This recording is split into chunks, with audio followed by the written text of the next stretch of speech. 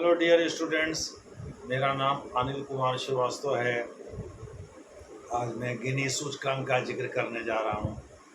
गिनी सूचकांक बहुत दिनों से विश्व बैंक का इस्तेमाल कर रहा है। दरअसल वह गिनी सूचकांक 70 के दशक से लगातार इसका इस्तेमाल करता आ रहा है और यह इसके आधार पर यह प्रेडिक्ट करता है कि फला देश जो है वो गरीब लोगों को गरीबी रेखा से बाहर करने में कामयाब हुआ है।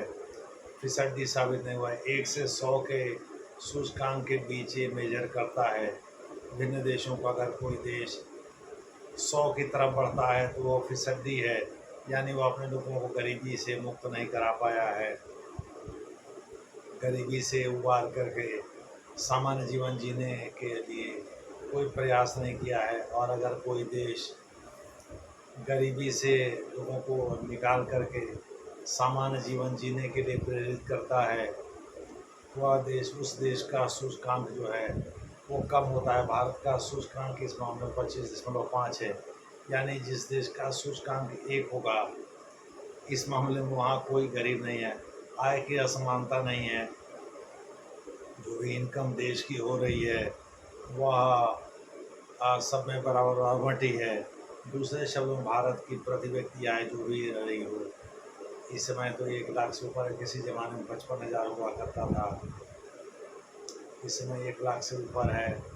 तो अब भारत की जो भी प्रति व्यक्ति आय हो, ये आंकड़े बदलते रहते हैं, इसलिए मैं एग्जैक्ट आंकड़ा नहीं बता रहा हूँ। ऐसी दशा में भारत के जो वर्तमान प्रधानमंत्री हैं श्री नरेंद्र मोदी जी, जो 11 वर्षों से देश की बागडोर इनके हाथ में है, जो देश की सरकार शासन चला रहे हैं, उन्होंने अपनी योजनाओं, चाहे वो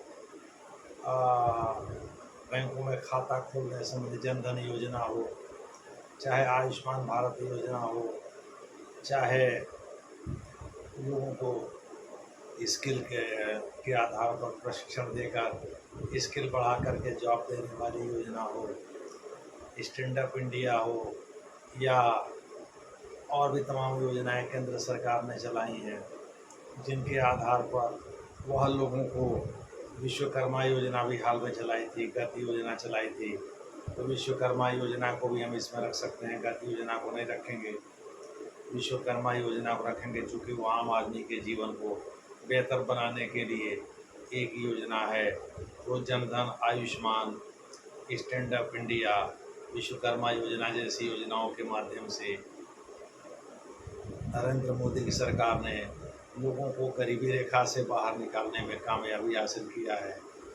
कुछ सरकारी आंकड़े तो 25 करोड़ लोगों को बताते हैं गरीबी रेखा से बाहर निकालने का दावा करते हैं, लेकिन वास्तव में जो विश्व बैंक ने अपनी रिपोर्ट में कहा है, विश्व बैंक की रिपोर्ट में ऐसे आंकड़े 17 करोड़ कुछ लाख तक ही सीमित हैं।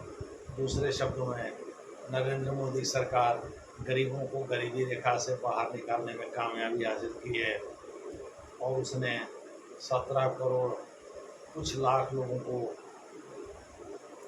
गरीबी से मुक्त करा करके सामान्य जीवन जीने के लिए प्रेरित किया है। अपने इन योजनाओं के माध्यम से लोगों को सामान्य जीवन जीने के लिए प्रेरित किया है।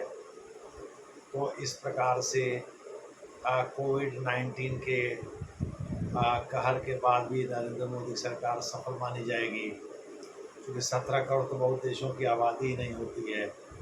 भारत ने अगर 17 करोड़ लोगों को, 17 करोड़ से ऊपर के लोगों को गरीबी से मुक्त करा करके सामान्य जीवन जीने के लिए प्रेरित किया है, तो ये भी बहुत बड़ी उपलब्धि मानी जाएगी।